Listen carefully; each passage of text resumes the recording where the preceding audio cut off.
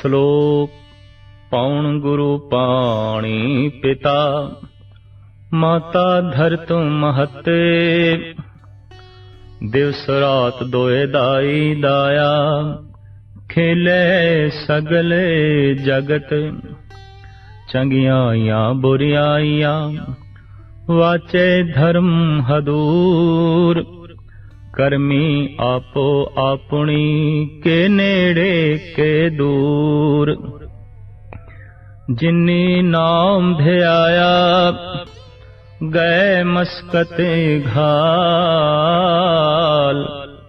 ਨਾਨਕ ਤੇ ਮੁਖ ਉਜਲੇ ਕੇਤੀ ਛੁੱਟੀ ਨਾਲ ਜਿਨੀ ਨਾਮ ਧਿਆਇਆ ਗਏ ਮੁਸਕਤ ਘਾਲ ਨਾਨਕ ਤੇ ਮੁਖ ਉਜਲੇ ਕੇਤੀ ਛੁੱਟੀ ਨਾਲ।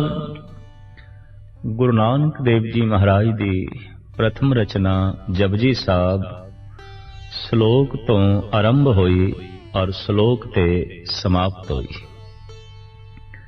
ਜਪਜੀ ਸਾਹਿਬ ਦਾ ਪ੍ਰਥਮ ਸ਼ਲੋਕ ਆਦਿ ਸਚ ਜੁਗਾਦ ਸਚ ਐਬੀ ਸਚ ਨਾਨਕ ਹੋਸੀ ਵੀ ਸਚ, ਇਹ ਉਪਕਰਮ ਸੀ। ਜਪਜੀ ਸਾਹਿਬ ਦਾ ਅਖੀਰਲਾ ਸ਼ਲੋਕ ਪਉਣ ਗੁਰੂ ਪਾਣੀ ਪਿਤਾ ਮਾਤਾ ਧਰਤ ਮਹਤ, ਇਹ ਉਪ ਸੰਗਾਰ ਬਣ ਗਿਆ। ਸਮਾਪਤੀ ਦੀ ਉਪਮਾ ਉਹ ਆਰੰਭਤਾ ਦੀ ਉਪਮਾ। ਗੁਰੂ ਘਰ ਵਿੱਚ ਸਿੱਖ ਜਗਤ ਵਿੱਚ ਕਰੀਬਨ ਹਰ ਦੀਵਾਨ ਦੀ ਸਮਾਪਤੀ ਤੋਂ ਬਾਅਦ ਇਸ ਸ਼ਲੋਕ ਦੇ ਪੜਨ ਦੀ ਵੀ ਮਰਿਆਦਾ ਰਾਹਿਜ ਹੋਈ ਔਰ ਥਾਂ ਥਾਂ ਤੇ ਇਹ ਪੜਿਆ ਜਾਂਦਾ ਹੈ। ਇਸ ਪਾਵਨ ਪਵਿੱਤਰ ਸ਼ਲੋਕ ਦੇ ਵਿੱਚ ਗਿਆਨ ਦਾ, ਧਿਆਨ ਦਾ, ਧਰਮ ਦਾ, ਮਨੁੱਖਤਾ ਦਾ ਸਾਰੇ ਦਾ ਸਾਰਾ ਸਾਰ ਗੁਰੂ ਨਾਨਕ ਦੇਵ ਜੀ ਮਹਾਰਾਜ ਨੇ ਵਰਣਨ ਕਰ ਦਿੱਤਾ ਹੈ। ਆਪ ਪ੍ਰਥਮ ਇੱਥੋਂ ਆਰੰਭ ਕਰਦੇ ਨੇ, ਪਉਣ ਗੁਰੂ ਪਾਣੀ ਪਿਤਾ ਮਾਤਾ ਧਰਤੇ ਮਹਤ। ਤਿੰਨ ਹੀ ਰਿਸ਼ਤੇ ਜਗਤ ਦੇ ਸਿਰਮੌਰ ਨੇ ਔਰ ਇਨ੍ਹਾਂ ਰਿਸ਼ਤਿਆਂ ਤੋਂ ਬਾਅਦ ਹੀ ਬਾਕੀ ਦੇ ਰਿਸ਼ਤੇ ਚੱਲਦੇ ਨੇ। ਗੁਰੂ ਦਾ ਰਿਸ਼ਤਾ, ਮਾਤਾ ਦਾ ਰਿਸ਼ਤਾ ਤੇ ਪਿਤਾ ਦਾ ਰਿਸ਼ਤਾ। ਅਗਰ ਮਾਂ ਬਾਪ ਨਹੀਂ ਤਾਂ ਬਾਕੀ ਰਿਸ਼ਤਿਆਂ ਦਾ ਜਨਮ ਨਹੀਂ ਆਉਂਦਾ। ਫਿਰ ਪੁੱਤਰ ਕਿੱਥੇ, ਭੈਣਾਂ ਕਿੱਥੇ, ਭਰਾ ਕਿੱਥੇ, ਪੋਤਰੇ ਕਿੱਥੇ? ਮੂਲ ਤੇ ਮਾਂ ਬਾਪ ਨੇ। ਇਸੇ ਤਰੀਕੇ ਨਾਲ ਅਧਿਆਤਮਿਕ ਦੁਨੀਆ ਦੇ ਸਿਰਮੌਰ ਹੈ ਗੁਰੂ। ਅਗਰ ਗੁਰੂ ਹੀ ਨਹੀਂ ਤੇ ਬਾਕੀ ਰੱਬ ਗੁਣ ਕਿੱਥੇ, ਆਨੰਦ ਕਿੱਥੇ, ਸਹਿਜ ਕਿੱਥੇ, ਸੀਤਲਤਾ ਕਿੱਥੇ? ਔਰ ਜੇ ਮਾਂ ਬਾਪ ਨਹੀਂ ਤਾਂ ਸਰੀਰ ਕਿੱਥੇ, ਜਾਂ ਪੁੱਤਰ ਪੋਤਰੇ ਤੇ ਬਾਕੀ ਦਾ ਪਰਿਵਾਰ ਕਿੱਥੇ? ਤਾਂ ਸਮੁੱਚੇ ਪਰਿਵਾਰ ਦਾ, ਸੰਸਾਰਿਕ ਪਰਿਵਾਰ ਦਾ ਜੈਸੇ ਮੂਲ ਹੈ ਮਾਤਾ ਪਿਤਾ, ਤੈਸੇ ਅਧਿਆਤਮਿਕ ਪਰਿਵਾਰ ਦਾ ਸਿਰਮੌਰ ਹੈ ਗੁਰੂ। ਜਿਹਦੇ ਮਾਂ ਬਾਪ ਦੀ ਕੋਈ ਹੋਂਦ ਨਹੀਂ ਬਣ ਸਕੀ, ਦਰਅਸਲ ਅਜੇ ਉਸ ਦੀ ਵੀ ਹੋਂਦ ਨਹੀਂ ਬਣੀ। ਤੇ ਜਿਸ ਦੀ ਗੁਰੂ ਦੀ ਹੋਂਦ ਨਹੀਂ ਬਣੀ ਅਜੇ, ਜਿਹਨੇ ਗੁਰੂ ਹੀ ਨਹੀਂ ਧਾਰਨ ਕੀਤਾ, ਮੁਸ਼ਕਿਲ ਹੈ ਅਧਿਆਤਮਿਕ ਗੁਣ ਉਸ ਦੀ ਝੋਲੀ ਦੇ ਚ ਆਉਣ। ਪਰ ਹੁਣ ਇੱਥੇ ਸਵਾਲ ਪੈਦਾ ਹੁੰਦਾ ਹੈ, ਮਾਂ ਬਾਪ ਦੀ ਦੇਣ ਪ੍ਰਾਕਿਰਤਿਕ ਹੈ। ਮਾਂ ਬਾਪ ਜਨਮ ਤੋਂ ਮਿਲਦੇ ਨੇ, ਗੁਰੂ ਜਨਮ ਤੋਂ ਨਹੀਂ ਮਿਲਦਾ। ਗੁਰੂ ਦੀ ਪ੍ਰਾਪਤੀ ਤਾਂ ਜੀਵਨ ਨਾਲ ਹੁੰਦੀ ਹੈ, ਸੰਘਰਸ਼ ਨਾਲ ਹੁੰਦੀ ਹੈ, ਖੋਜ ਨਾਲ ਹੁੰਦੀ ਹੈ, ਟੋਲ ਨਾਲ ਹੁੰਦੀ ਹੈ। ਜਿਸ ਨੂੰ ਗੁਰੂ ਉਪਲਬਧ ਹੋ ਗਿਆ ਹੈ, ਉਹਨੂੰ ਅਧਿਆਤਮਿਕ ਮੰਡਲ ਦਾ ਮੂਲ ਲੱਭਦਾ ਹੈ। ਔਰ ਜਿਹਦੇ ਕੋਲ ਮਾਤਾ ਪਿਤਾ ਨੇ, ਉਹਦੇ ਕੋਲ ਸਰੀਰ ਦਾ ਮੂਲ ਹੈ। ਜਿਹਦੇ ਕੋਲ ਗੁਰੂ ਹੈ, ਉਹਦੇ ਕੋਲ ਮਨ ਦਾ ਮੂਲ ਹੈ, ਚੇਤਨਾ ਦਾ ਮੂਲ ਹੈ। ਇੰਜ ਕਹਿ ਲੋ तमाम ਅਧਿਆਤਮਿਕ ਤੱਤ ਦਾ ਮੂਲ ਹੈ। ਤੇ ਸਾਡੇ ਦੇਸ਼ ਵਿੱਚ ਇਹ ਪੁਰਾਣੀ ਪ੍ਰਥਾ ਰਹੀ ਹੈ ਕਿ ਮੂਲ ਤੋਂ ਵੱਡਾ ਕੁਝ ਵੀ ਨਹੀਂ ਹੈ। ਮੂਲ ਸਿਰਮੌਰ ਹੈ, ਮੂਲ ਮਹਾਨ ਹੈ। तो शरीर दा मूल चुंके मां बाप ने, तो आद काल तो लोकी मनुखता साडे देश दे मां बाप दे कदमां ते मस्तक रखदी आई है, मां नूं मत्था टेकदी आई है, पिता नूं सजदा करदी आई है, क्योंकि मूल तो वड्डा कुछ ही नहीं। जे जड़ा ही नहीं ते डालियां किथे, जे जड़ा ही नहीं ने ते फुल ते फल किथे। मूल वड्डा है, मूल महान है। और धार्मिक दुनिया विच गुरु पूज है, गुरु महान है, गुरु समर्थ है, क्योंकि गुरु ही नहीं तो फिर परम रस किथे, नाम दा रस किथे ते परमात्मा दा अनुभव किथे। तो जैसे संसार दी सारी सिरजना मां बाप तो आरंभ होंदी है, धार्मिक दुनिया दा सारा आनंद गुरु तो चलदा है, गुरु तो मिलदा है। पर हुण इत्थे सवाल खड़ा हो जांदा है, गुरु कौन है? मां बाप परमात्मा ने दिते ने, क्या गुरु भी परमात्मा ने दिता है? सतगुरु दा श्लोक ते कुछ ऐसा ही कह रहा है, गुरु भी परमात्मा दी देन है, जैसे कि मां बाप परमात्मा दी देन है। तो इस जीवन दे विच पवन जो है गुरु है, पानी पिता है, धरती मां है। इसका निखेड़ा इस तरीके नाल करना पेगा कि बोलण नाल संबंध जुड़ते ने ते पवन करके असी बोलते हैं, देही माटी बोले पौण। पौण ही नहीं ते बोलना नहीं, ते जे बोलना ही नहीं ते संबंध ही नहीं। बोल के संबंध जुड़ते ने संसार नाल, बोल के ही संबंध जुड़ते ने निरंकार नाल, परमात्मा नाल। जो जिस व्यक्ति नाल जितनी लंबी चौड़ी बोल चाल रखदा है, उस बोल चाल तो अंदाजा लग जाता है इत्थे उतना ही गूढ़ा ते लंबा संबंध है। ते जो जितना ज्यादा जप करी जा रहा है, जो जितना ज्यादा बाणी बोली जा रहा है, जो जितना ज्यादा भजन गायन कीती जा रहा है, शब्द गायन कीती जा रहा है, बोली जा रहा है, उसदे बोलण नाल उतना ही परमात्मा नाल गूढ़ा संबंध जुड़ जाता है, गूढ़ा रिश्ता जुड़ जाता है। पर चूंकि बोलना पवन करके है, इस वास्ते गुरु नानक देव जी महाराज कहते ने पवन गुरु है, ते बोलन हार परम गुरु एही। परम गुरु एही बोलन वाला है। ते कौन बोलदा है? देही माटी बोले पवन। तत्तां दे चों ए तत्त पवन सिरमौर है। फिर पानी पिता माता धरत महत, मां की रकत पिता बिंद धारा।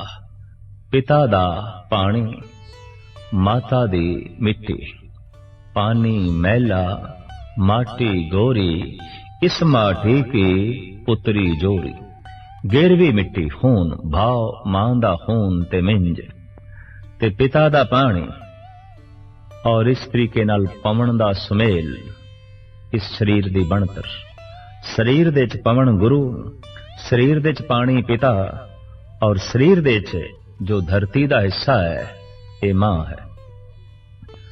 उंज भी आद काल तो साडे देश दे च धरती नूं माता ही कहंदे आए ने, और देश नूं मातृ भूमि कहंदे आए ने। ये मां है, ये धरती मां है। जिथे मनुख दा जन्म होया उत्थों दी धरती मां है। ऐसा क्यों आख्या गया? दरअसल जो मनुख दा ये ढांचा है, अगर इसनूं पूर्ण तौर ते देखिए, जो बुढ़ा है कुछ दिन पहले जवान सी, जो जवान है कुछ दिन पहले बच्चा सी, जो बच्चा है कुछ दिन पहले मांस दा लोथड़ा सी, जो मांस दा लोथड़ा है कुछ दिन पहले बिंद सी, जो बिंद है कुछ दिन पहले खून सी, जो खून है कुछ दिन पहले खुराक सी, जो खुराक है कुछ दिन पहले मिट्टी सी। मिट्टी मूल है शरीर दा। तो मिट्टी यात्रा ते चली, मिट्टी विचों निकली खुराक, खुराक तो ही खून बनिया। अगर कोई खुराक ना खाए खून कित्थों बनेगा?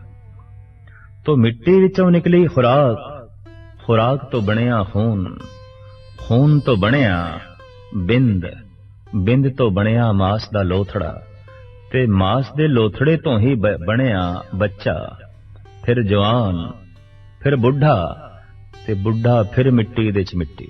कबीर धूल सकेल के पुड़िया बांधी दे, दिवस चार को पेखना अंत खे की खे। तो शरीर दा मूल तत्व ये धरती है और इस धरती दे च, इस मिट्टी दे च पानी है ताकि इस मिट्टी दे च हरकत होवे ते पानी ते मिट्टी दा संबंध जोड़ के रखे है पवन ने। तो जुड़ा संबंध जोड़े ते गुरु है। शरीर दे च प्राणा ने, श्वासा ने, पवन ने बकायदा संबंध जोड़ के रखे है सारे तत्तां दा। इस वास्ते तत्तां दे चों ये गुरु है। बाहरली दुनिया दे च गुरु परमात्मा नाल संबंध जोड़ के रखदा है, आत्मा नूं परमात्मा नाल जोड़ के रख देंदा है। इस वास्ते ओ शब्द जिहदे बोलदियां आत्मा परमात्मा नाल जुड़ जाए वो गुरु है। शब्द चाहे ओ बोलीए जिहदे नाल संसार दे जोड़ जुड़दे न या ओ बोलीए जिहदे नाल निरंकार दे जोड़ जुड़दे न, आखिर शब्द दी उत्पत्ति पवन तो ही होवेगी। फर्क सिर्फ इतना है, एक ओ शब्द है जिहदे नाल जगत नाल जुड़ीदा है और जिहदे नाल परमात्मा नाल जुड़ीदा है। जिस शब्द नूं उचारण करके उहनूं कहीदा है गुर शब्द, सिरमौर शब्द, महान शब्द, जिस दा सदका प्रभु नाल संबंध जुड़ गया। तो महाराज कहंदे ने चूंकि बोलना पवन करके है, पवन गुरु है और ये पानी पिता है, ये धरती मां है, इस शरीर दे गुरु विराजमान है, माता विराजमान है, पिता विराजमान है और इस ढंग नाल इस शरीर दी सिरजना हुई, रचना हुई। महाराज कहंदे ने दिवस रात दोए दाई दाया खेले सगल जगत। ये दिन ते रात खिडावे ने, दाई है, दाया है। आखिर जो कुछ भी असी करदे हां दिन दे अंदर करदे हां, रात दे अंदर करदे हां ते दिन रात दे च ही ये जगत दे जीव खेडदे ने। रात नूं विश्राम करदे ने, दिन नूं धंधा करदे ने, चोग चुगदे ने, रिज़क लभदे ने। गरज के दिन ते रात मनुख नूं अपने विच उलझाई रखदे ने। खिडावे दा कम की है? बच्चे दा मन परचाई रखना, बच्चे नूं उलझाई रखना, बच्चे नूं खेड दे च लीन रखना। तो ये दिन ते रात दोवें खिडावे ने। दाई लोरी दे के बच्चे नूं सुला देंदी है, दाया खिडावा दिन भर खिडौणियां नाल बच्चे नूं खिडांदा है। तो दिन दाया है, खिडावा है और रात दाई है। ये मिठी लोरी दे के जीवां नूं सुला देंदी है। पशु पंखी मनुख कायनात दा जर्रा जर्रा सो जांदा है और दिन खिडावा है। हर पासे मनुख भजदा है, दौड़दा है, जीव भजदे ने, दौड़दे ने और ये सारा दिन अपना यही हरकत दे मनुख रहिंदा है। कदी इस पासे जा, कदी उस पासे जा, कदी कुछ कर, कदी कुछ कर। ये सारी हरकत चूंकि दिन दे अंदर है तो साहिब कहंदे ने दिन खिडावा है ते विश्राम रात नूं है। इस वास्ते रात दाई है। ये ते निंद्रा दी मिठी लोरी ही जो ऐसी देंदी है कि सारी कायनात नींद दी आगोश दे चली जाती है। इस वास्ते साहिब कहने दिन ते रात दाई ते दाया ने खेले सगल जगत। इहदे च ही तमाम जगत दे जीव खेड रहे ने, विचर रहे ने। चंगियां आईयां बुरियां आईयां वाचे धर्म हदूर। हुण जीवां दियां जड़ियां चंगियाईयां ने ते बुराइयां ने, ये धर्म दी हजूरी दे वाचियां जांदियां। ऐसा नहीं कि जो बुरा कर छड़िया है कर छड़िया, करके छड़िया नहीं, करके कोल है। चंगियाई कीती है करके छड्डी नहीं, वो कोल है, ओदा सूक्ष्म हिस्सा कोल है, ओदे संस्कार कोल ने।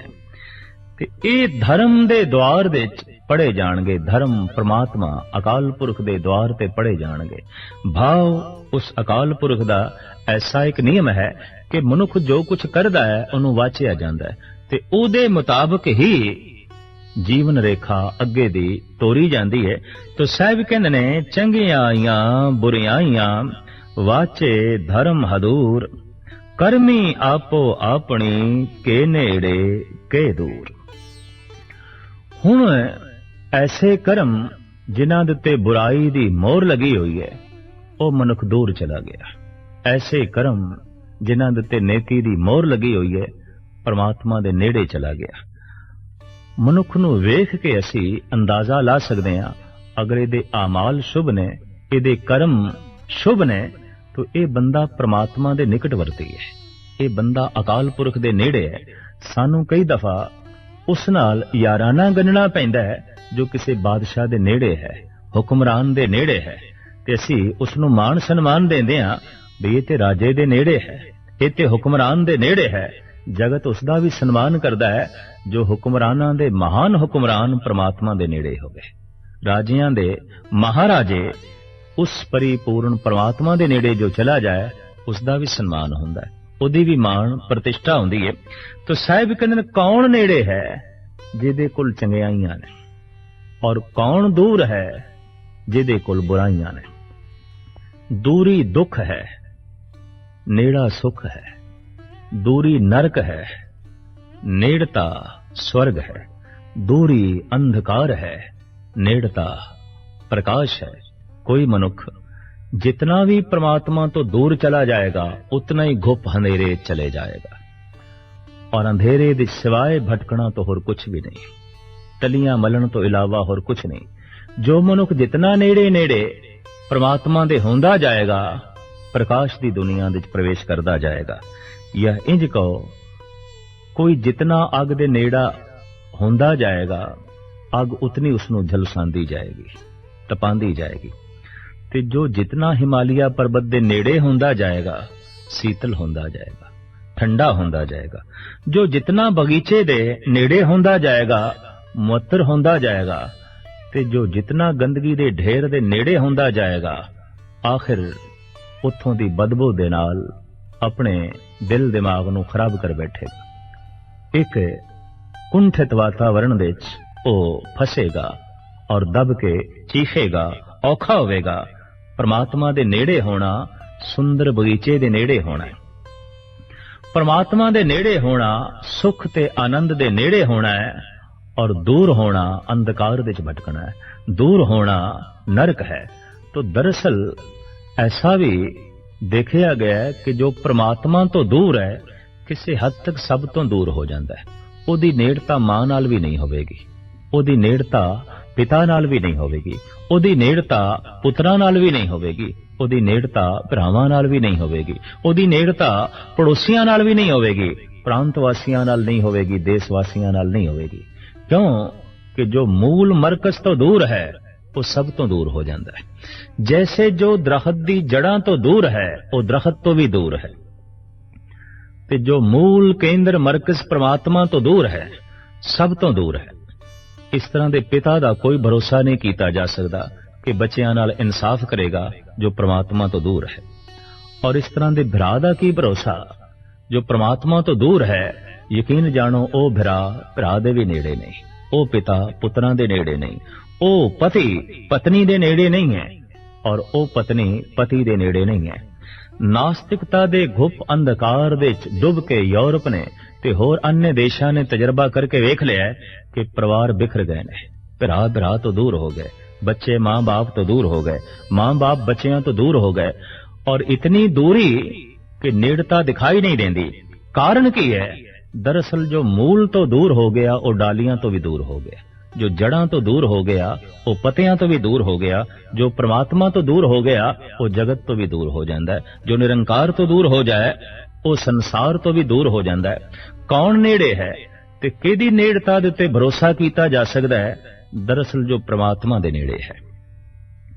शेख सादी ईरान दे प्रसिद्ध सूफी संत दा कहना है कि खुदा तरस बायद अमानत गुजार, जिहदे कोल धन दी, असमत दी, इज्जत दी, परिवार दी, मुल्क दी या कौम दी अमानत रखनी है, वेख लेना उसदा खुदा तरस होना बड़ा लाजमी है। अगर वो खुदा दे नेड़े नहीं तो अमानत विच खयानत कर देगा। जो असमत उसनू सौंपी है वो सही सलामत नहीं वापस लौटन लगे, जो दौलत उसनू सौंपी है वो खयानत होवेगी। वो कौमी पद्धर ते खयानत करेगा, वो देश पद्धर ते खयानत करेगा। अमानत उसनू सौंपनी है दरअसल जिहड़ा परमात्मा दे नेड़े है। खुदा तरस बायद अमानत गुजार, जो खुदा तरस ने ते खुदा दे नेड़े ने, परमात्मा दे नेड़े ने, दरअसल वो ईमान दे नेड़े ने, ते जो ईमान दे नेड़े नहीं होते बेईमान है। जो प्रकाश दे नेड़े नहीं होते अंधकार दे च है। लिहाजा इस तरह दे मनुख दा की भरोसा किया जा सकता है। तो सतगुरुदेव जी महाराज कहते ने करमी आपो आपनी के नेड़े के दूर। जैसे जैसे मनुखता परमात्मा तो दूर होंदी है, सुख तो दूर होंदी है। जगत दा कलेश, जगत दा दुख, संसार दी विपता इस गल दा सबूत है कि परमात्मा तो दूरी है, बहुत दूरी है, बहुत दूरी है। तो सतगुरुदेव जी महाराज दा फरमान करमी आपो आपनी के नेड़े के दूर। कीते होए कर्मां दे मुताबिक कोई नेड़े है, कोई दूर है। जिसनों 12 माह विच गुरु अर्जन देव जी महाराज इस ढंग नाल फरमान करते ने किरत करम के विछड़े कर किरपा मेलो राम। हे राम, कीते होए कर्मा करके बिछड़ गए तेथों। कीते होए कर्मा ने बहुत दूर कर देता है, बहुत दूर कर देता है। कृपा कर, मेहर कर, रहमत कर, तेरी नेड़ता नसीब होवे। क्यों?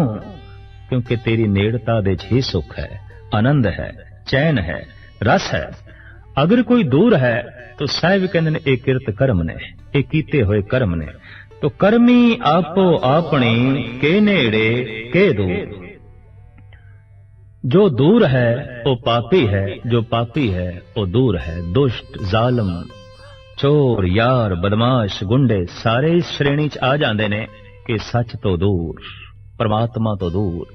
सील, संजमी, दयालु, कृपालु, विशाल हृदय दे मालक, सम भावना रखण वाले, सम दृष्टि रखण वाले, इस तरह के जितने पुरुष ने ये नेड़े ने। अजोके संसार नूं वेख के कहना पैंदा है कि ये संसार जो कलयुग बन गया, ये संसार जो नरक बन गया, केवल सच दी दूरी दे करके, केवल परमात्मा दी दूरी दे करके। तो साहिब कहंदे ने कीते होए कर्मां करके कोई नेड़े है, कोई दूर है। कर्मी आपो आपनी के नेड़े के दूर।